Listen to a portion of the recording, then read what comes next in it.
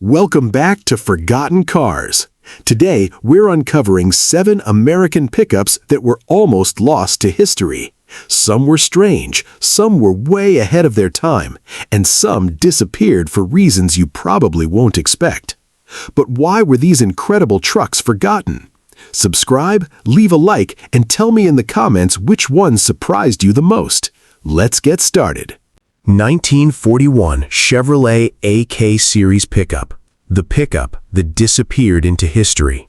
What happened to the pickups built just before America went to war? That question makes the 1941 Chevrolet AK Series much more than just another old pickup. Because these trucks arrived at one of the most dramatic moments in American automotive history, right before the entire automobile industry was about to change. When I first looked at the 1941 AK Series, what surprised me was how modern it looked for its time. The design was cleaner, the body was more rounded, the front end looked more refined. And compared with many earlier Chevrolet trucks, the AK Series felt like the beginning of a completely new era. But Chevrolet had no idea how quickly that era was going to end. In 1941, America was still producing cars and trucks for ordinary customers. Dealerships were selling new vehicles, businesses were buying pickups, and farmers depended on trucks every day. The AK Series was supposed to be part of that normal future, but history had other plans. By the end of the year, America entered World War II. And suddenly, the automobile industry was no longer focused on building vehicles for civilian buyers. Factories that had been producing cars and pickups were redirected toward the war effort. Materials became harder to obtain, production priorities changed, and the world that had existed when the AK Series was introduced was essentially disappearing. Imagine buying one of these Chevrolet pickups in 1941. You drive it home brand new. The paint is fresh, the engine is untouched, the truck looks like it could serve your family or business for many years. You have absolutely no idea that the country is about to enter a massive war that will completely change automobile production. And then, everything changes. New civilian vehicles become much harder to get. Parts and materials become increasingly important. Existing trucks suddenly become much more valuable because people can't simply walk into a dealership and replace them. That means the AK Series had to work. These weren't collectible classics, they were tools. Farmers used them, businesses used them, workers depended on them. Many of these trucks probably worked far harder during the war years than anyone could have imagined when they were brand new. And that's where the story becomes almost tragic. Because the trucks that survived the war didn't necessarily survive the decades that followed. After the war, America entered a new period of prosperity. Newer Chevrolet pickups arrived, designs became more modern, engines improved, and the old 1941 trucks slowly became outdated. Some were sold cheaply, some were converted into farm vehicles, some were modified, some were abandoned, and some were simply scrapped. That's how a truck can go from being brand new and important to becoming almost invisible. And the AK Series has another fascinating connection to history. It represents the final moments of an older America, an America before wartime factories transformed the industrial landscape, before chrome and consumer optimism gave way to wartime restrictions, before millions of Americans experienced the enormous changes brought by World War II. The AK Series sits right on that dividing line. On one side, you have the peaceful American automobile industry of the late 1930s and early 1940s. On the other side, you have a country mobilizing for war. And somehow, this ordinary-looking pickup became part of that transition.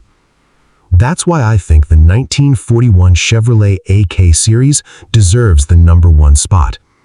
Not necessarily because it was the rarest truck, not because it was the most powerful, but because of when it existed. It arrived at exactly the wrong moment in history. A brand new generation of Chevrolet pickups had just appeared, and almost immediately, the world changed. Imagine finding an original AK series today. Maybe it's sitting in an old barn. Maybe the paint is faded. Maybe the body has decades of rust. Maybe the engine hasn't run in 50 years. But underneath all that decay is a truck that was built just before America entered one of the most important conflicts in modern history. And suddenly, that old Chevrolet becomes something more than a classic pickup. It's a time capsule, a reminder of what American life looked like before the war changed everything. And that's the mystery. How many of these trucks survived those difficult years? How many were worked until they could move anymore? How many were abandoned? And how many disappeared so completely that we may never know where they ended up?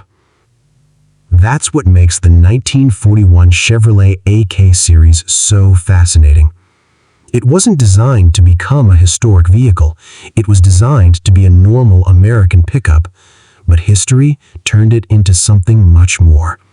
A truck caught between two eras. A vehicle built during the final moments of America's pre-war automobile boom and one of the last civilian pickups before the country transformed for war. And perhaps that's why seeing an original one today feels so different.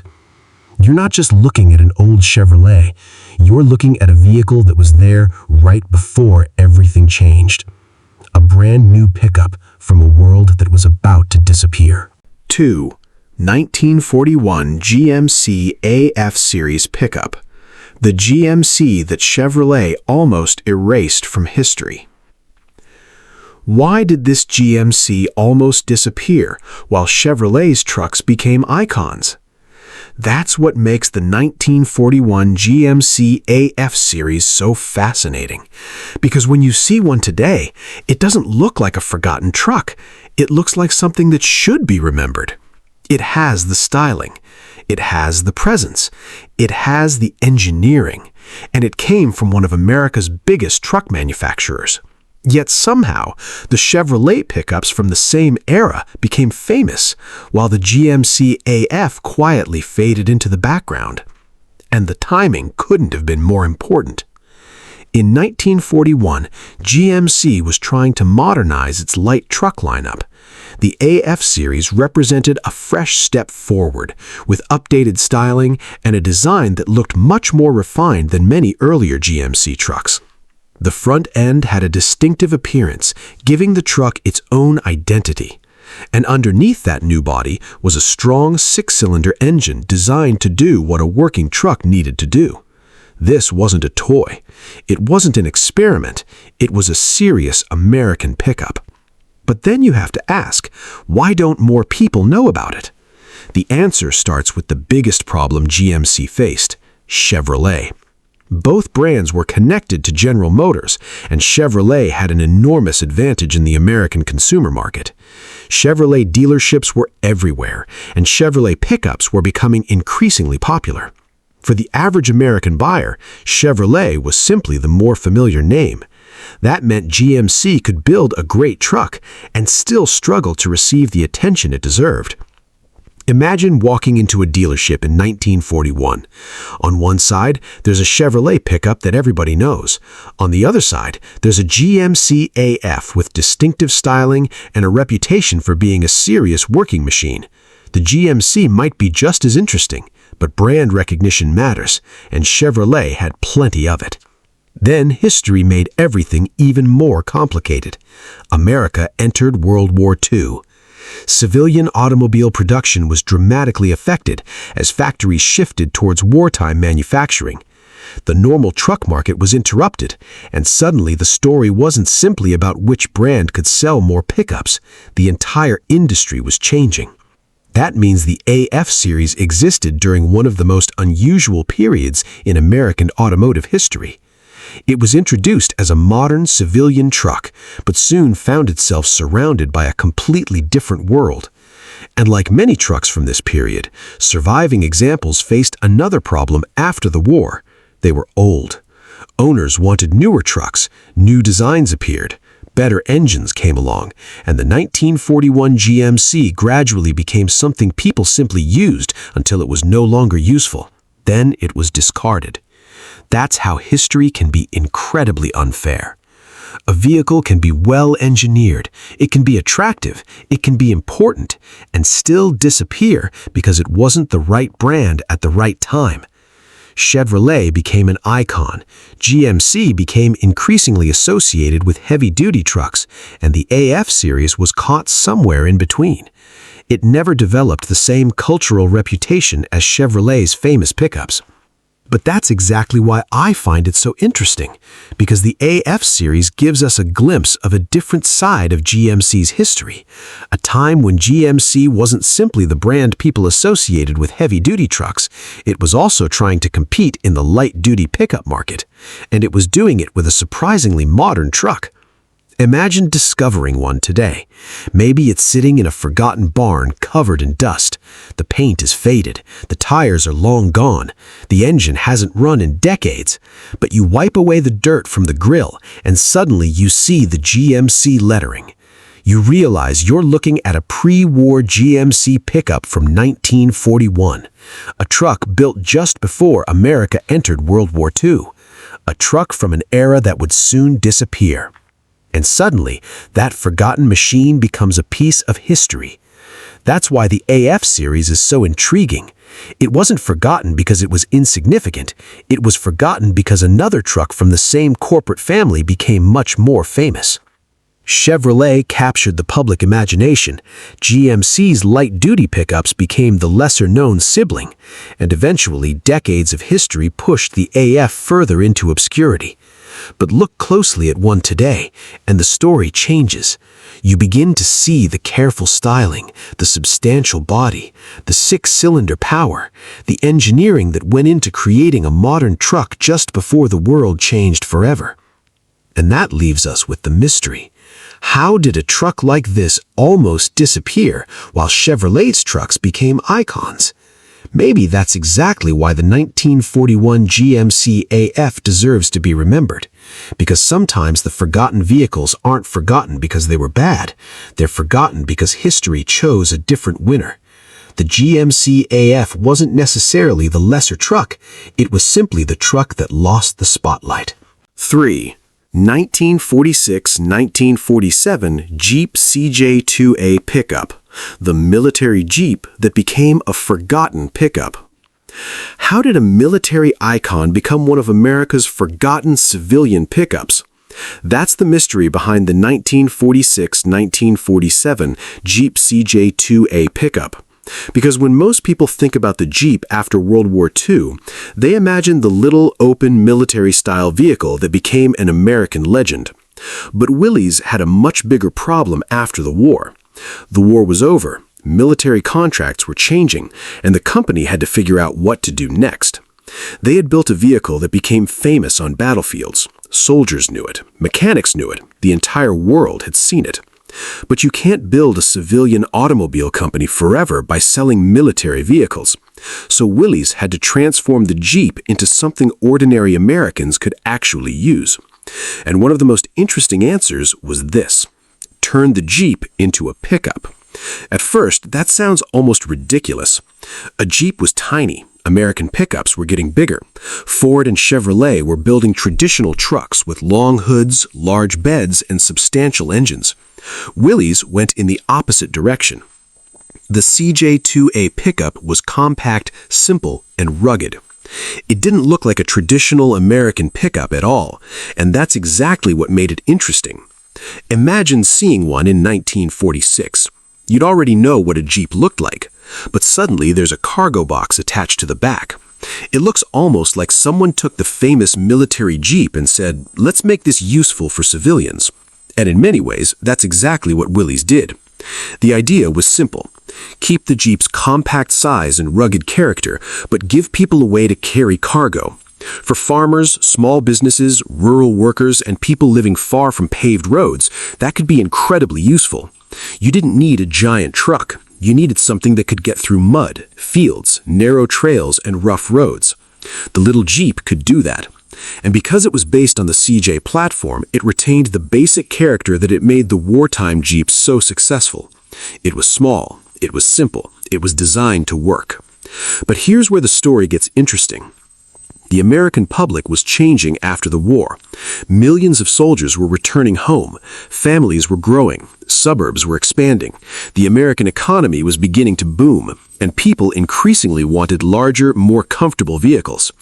The little CJ2A was almost the opposite of that trend. It wasn't luxurious. It wasn't spacious. It wasn't designed to impress your neighbors. It was a tool. And that may be one reason it eventually disappeared from public memory. The people who bought these trucks used them hard. A farmer might carry tools in the bed. A mechanic might use it for equipment. A rural business might depend on it every day. And because the truck was useful, owners didn't necessarily think about preserving it. They repaired it, they modified it, they worked it. And when it finally became too old, many were simply discarded. That's how an important vehicle can quietly disappear. The military Jeep became a legend, but its civilian pickup version became almost a footnote. And that's a little unfair, because the CJ2A pickup represents one of the most important transitions in Jeep history. It shows the moment when Willys was trying to answer a huge question. What do you do with a military icon when the war is over?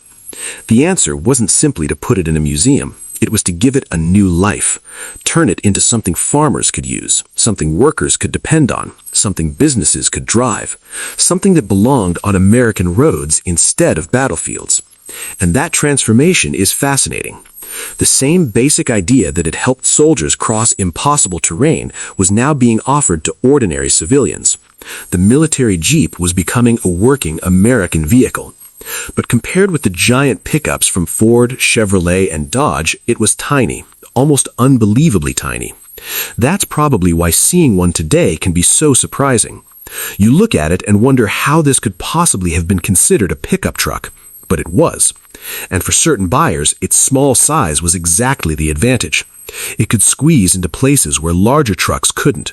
It could maneuver around farms. It could travel down narrow trails, and it could carry useful cargo without needing a huge engine or enormous body.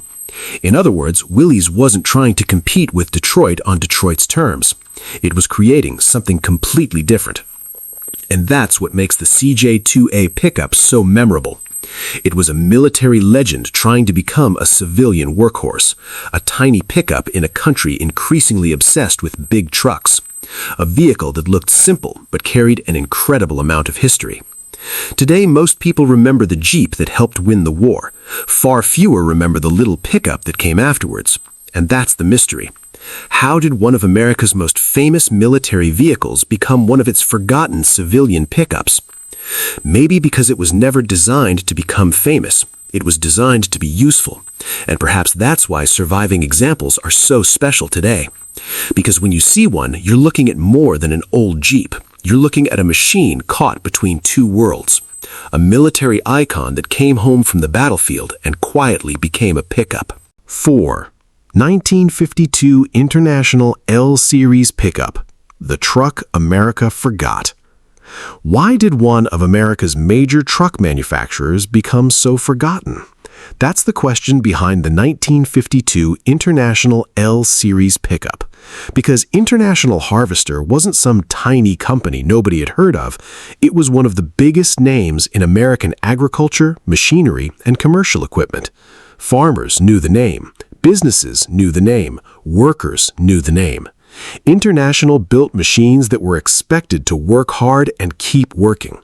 So why don't more people remember its pickups? The L-Series is a perfect example of how a major American truck manufacturer slowly disappeared from the spotlight. After World War II, America was changing rapidly. New roads were being built, businesses were expanding, and people were buying new vehicles at an incredible rate. International wanted a piece of that growing market.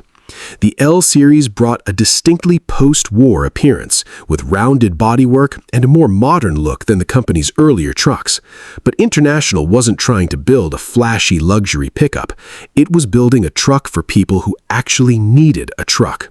Farmers, tradesmen, delivery businesses, Construction workers, people who didn't care about impressing anyone. They cared whether the truck would start in the morning and survive another day of hard work.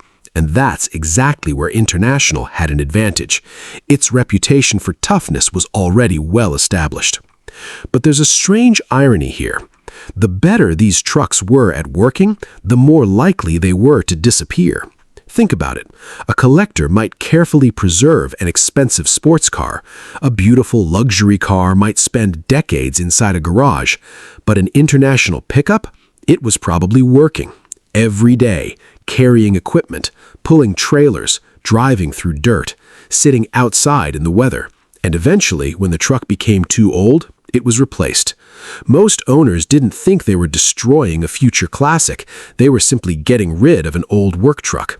That's how thousands of International pickups slowly disappeared. And while International was building tough trucks, Ford and Chevrolet became cultural icons. The names Ford and Chevrolet were everywhere.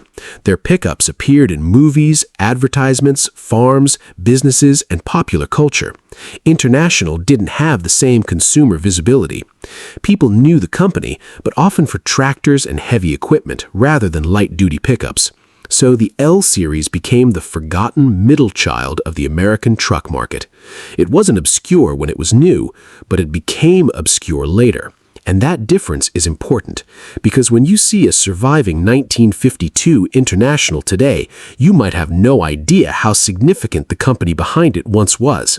You see an old grille, a faded badge, a simple pickup body, and then you learn that this came from one of America's major industrial manufacturers. Suddenly, the truck feels very different. It's not just an old pickup, it's a reminder of an American company that once played a huge role in everyday life. And that's what makes the L Series so fascinating. It shows how quickly automotive history can forget the companies that didn't survive in the same way as Ford or Chevrolet. International continued building trucks for decades, but its light-duty pickups never achieved the same legendary status. Eventually, the company left the consumer pickup market, and today, the old L Series sits almost completely outside the mainstream classic car conversation. But perhaps that's exactly why it's worth remembering. Because not every important truck became famous. Some simply worked. They carried the tools. They delivered the goods. They helped farmers run their businesses. They helped build post-war America. And then they disappeared. That's the story of the 1952 International L Series, a truck from a major American manufacturer built for a country that depended on working vehicles and eventually forgotten by the same country it helped serve. Sometimes history doesn't forget the bad trucks, it forgets the trucks that worked too hard to survive. 5. 1955 GMC Cameo Pickup. The GMC that tried to look like a dream car. Why did GMC build a pickup that looked like it belonged in a car showroom? That's the strange story behind the 1955 GMC Cameo pickup. Because if you look at this truck from a distance, you might not even realize you're looking at a traditional pickup. The styling is smooth, the body sides are clean, there's plenty of chrome, and the proportions look far more like a stylish passenger car than an ordinary work truck. But there's a cargo bed behind it, and that's what makes the GMC Cameo so fascinating. In the 1950s, American manufacturers were beginning to realize that pickup buyers didn't always want a vehicle that looked purely functional. People wanted style. They wanted comfort. They wanted something they could drive on the weekend and still use for work. Chevrolet had already introduced the Cameo Carrier, proving that a pickup could be attractive and practical at the same time. GMC followed with its own interpretation, and the result was the 1955 GMC Cameo. But GMC didn't simply copy the idea, it gave the truck its own personality. The smooth rear bodywork made the pickup look almost like a custom-built automobile. Instead of the traditional separate rear fenders you expected on a working truck, the design flowed much more naturally into the cargo bed. It looked expensive, it looked modern, and for the 1950s, it was a surprisingly bold idea. Imagine walking into a GMC dealership in 1955. You expect to see a tough work truck. Instead, there's this beautifully styled machine sitting in the showroom. Chrome grille, two-tone paint, smooth bodywork, a powerful engine, and a pickup bed. It's almost as if GMC was saying, why can't a work truck be beautiful? And that question would change the pickup market, because the Cameo concept helped push American trucks towards the lifestyle vehicles we know today. A pickup no longer had to be something you bought only because you needed to haul things. It could be something you wanted, something you enjoyed driving, something you were proud to park in your driveway. And that was a huge change. But there's another reason the GMC Cameo is so interesting. It came from GMC, a brand that has often been overshadowed by Chevrolet in discussions about classic General Motors pickups. People remember Chevrolet's famous designs, but GMC was right there, building its own versions and developing its own identity. The Cameo is proof of that, and today seeing one can be almost surreal, because the truck doesn't look old-fashioned in the way many 1950s work trucks do. It looks deliberate, stylish, almost luxurious. You can see the beginning of the modern American pickup right there. A truck that wants to be more than a truck. And that's exactly why the 1955 GMC Cameo deserves a place on this list. It represents the moment when the pickup started becoming something emotional. Not just useful, not just practical, but desirable.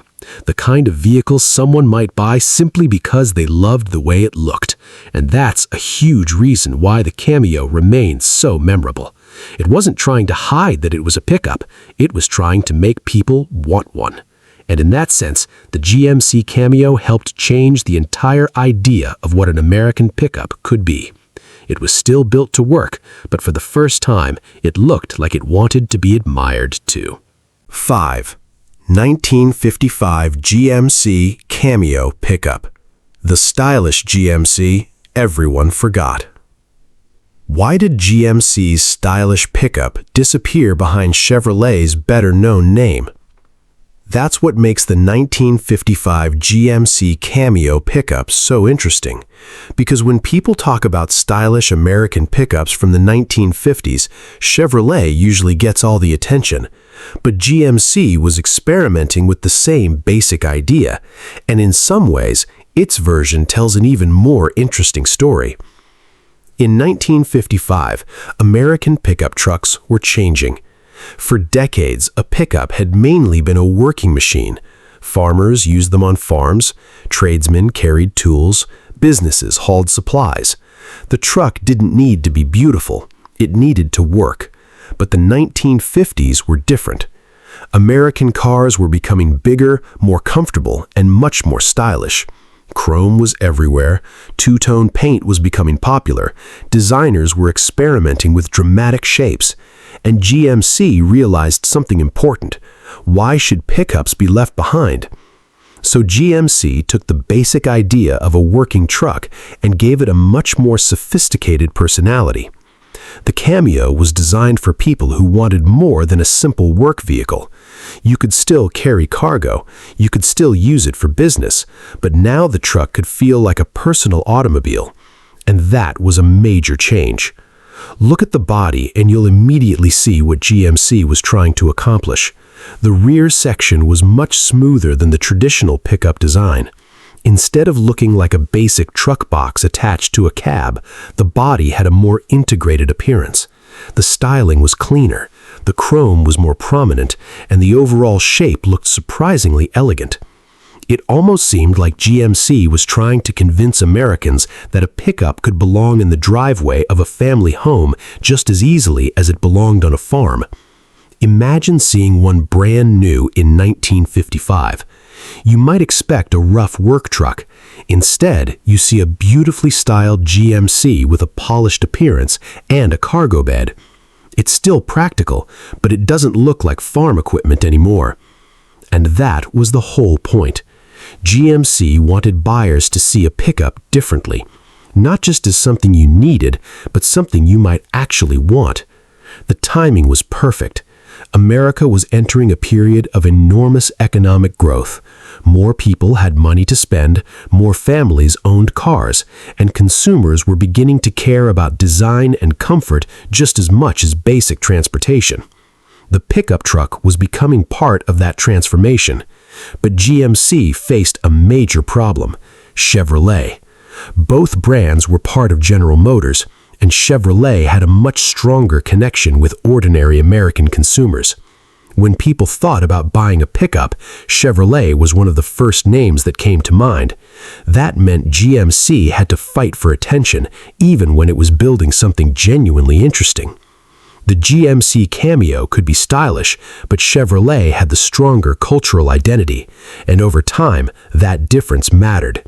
Chevrolet's version became much more widely remembered. Its name became associated with the beginning of the stylish pickup era. Meanwhile, GMC's contribution became increasingly overlooked, and that's where the mystery begins. How can two closely related ideas exist at almost the same time, yet one becomes legendary while the other nearly disappears? Sometimes it has very little to do with the vehicle itself. It has to do with branding, marketing, dealer networks, public perception, and simply which name people remember. GMC was often associated with commercial and professional trucks.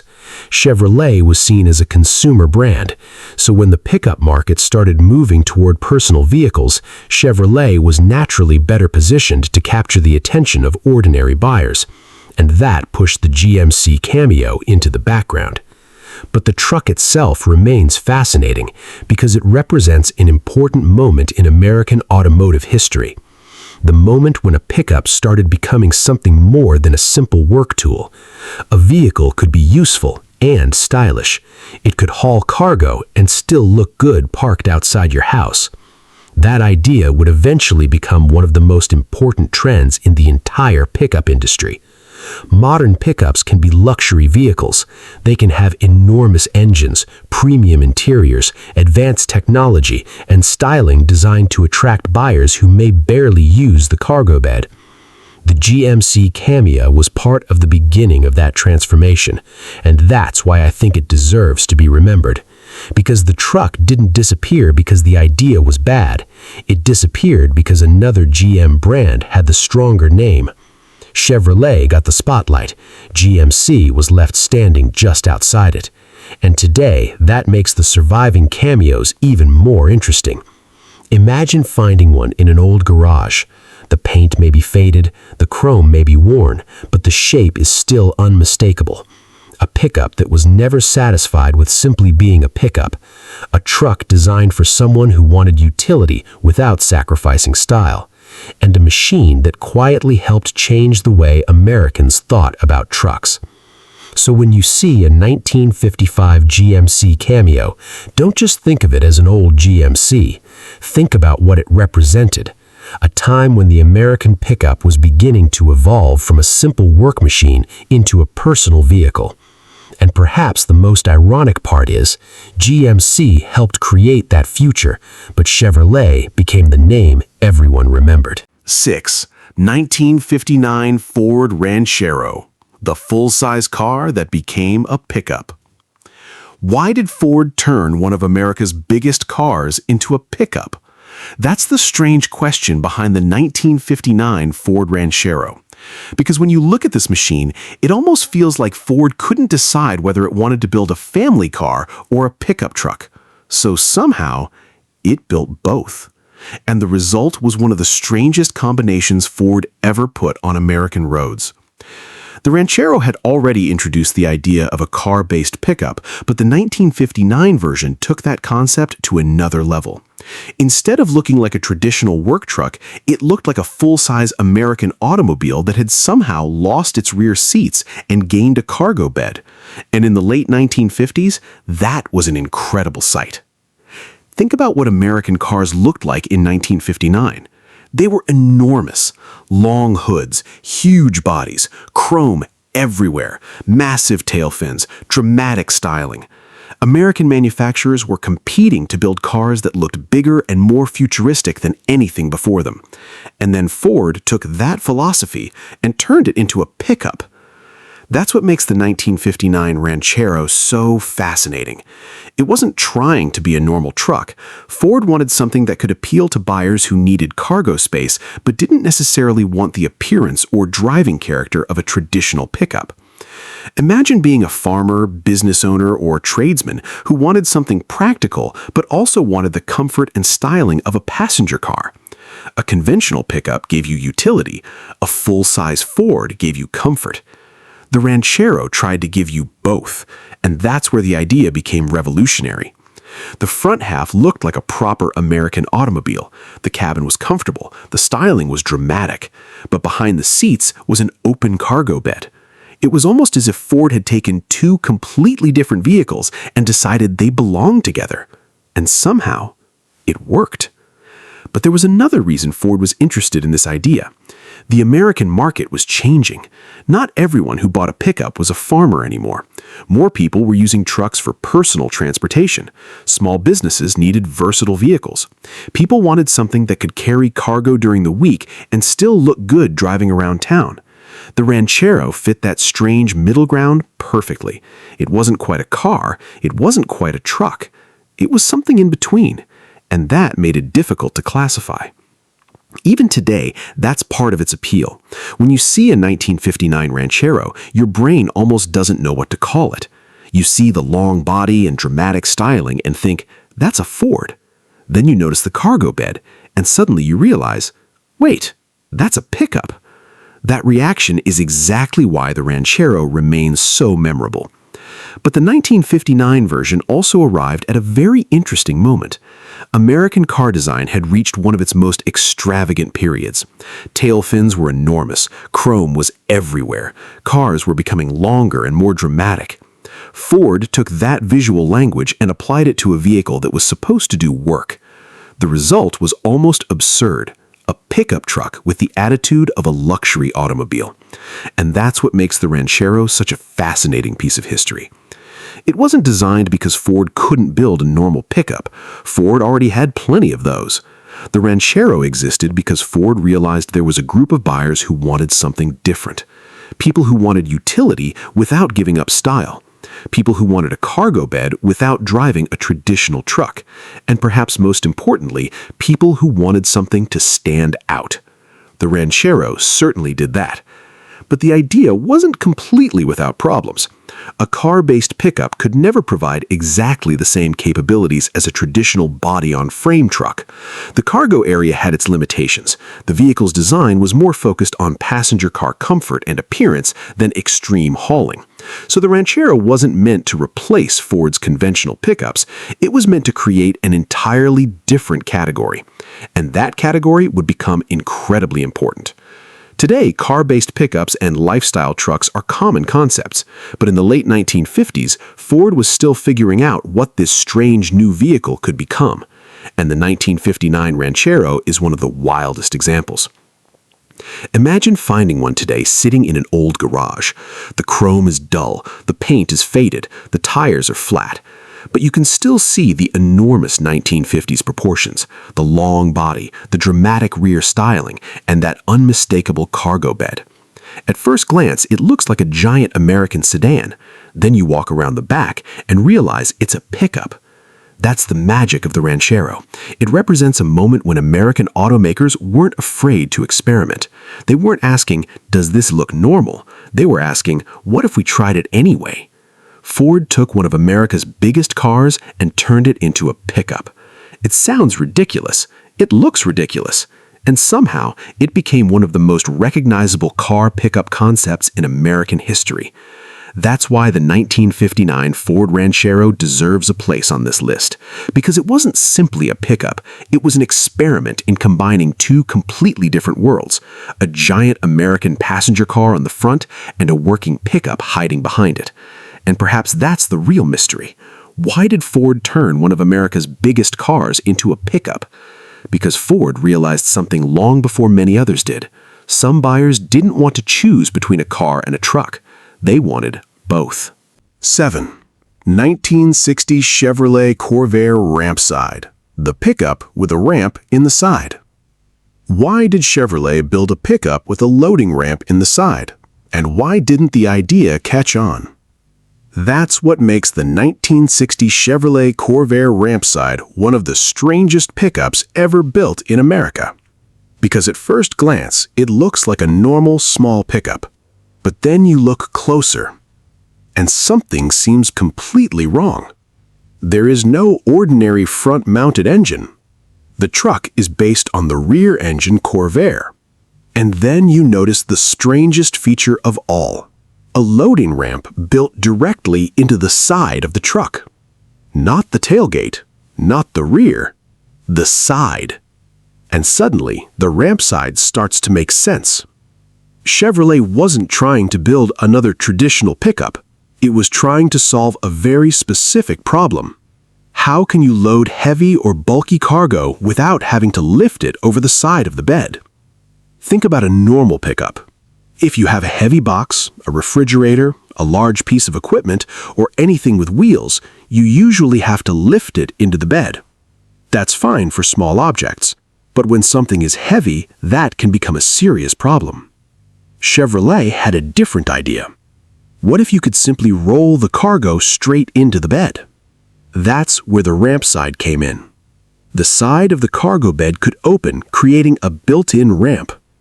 Suddenly, the truck became almost like a tiny mobile loading platform. A worker could bring something up to the side, lower the ramp, and move the cargo directly into the bed. No climbing over the tailgate, no lifting everything chest high, no awkwardly reaching into the back. It was incredibly clever. And yet, it looked completely bizarre. Because the ramp side was based on the Corvair, and the Corvair itself was unlike most American cars of the period. It used a rear-mounted, air-cooled engine. That meant Chevrolet could create a compact vehicle with a very different layout from traditional American pickups. Instead of having a huge engine compartment taking up space at the front, the Corvair's mechanical layout allowed Chevrolet to rethink the entire vehicle. And that opened the door to something unusual. A compact pickup with a side loading system. For businesses, this could actually be extremely useful. Imagine a delivery company.